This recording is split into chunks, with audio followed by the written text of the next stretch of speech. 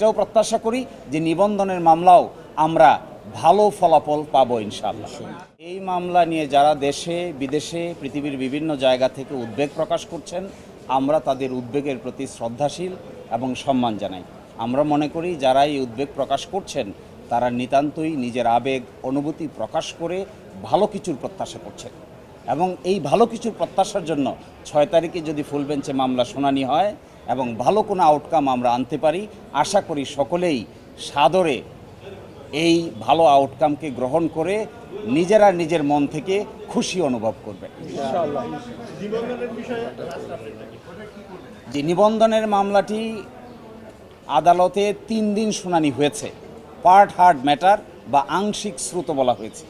এটি আরও একবার বা 2বার শুনানি হওয়ার প্রয়োজনীয়তা রয়েছে। তো আগামীকালকে থেকে মাননীয় প্রধান বিচারপতি দেশের বাইরে থাকবেন, উনি আসার পরেই আমরা নিবন্ধনের মামলাটির বাকির যে আংশিক অংশটুকু বাকি আছে সেটা শুনানি হবে এবং শুনানি শেষে আমরা এটাও প্রত্যাশা করি যে নিবন্ধনের মামলাও আমরা ভালো ফলাফল পাবো ইনশাআল্লাহ। একই সাথে নিবন্ধনের সাথে জামায়াতে ইসলামীর প্রতীকের একটি প্রশ্ন বারবার আসে। আপনারা জানেন সুপ্রিম কোর্টের একটি ফুল কোর্টের রেজলিউশন অনুযায়ী একটি সিদ্ধান্ত তারা নিয়েছিলেন।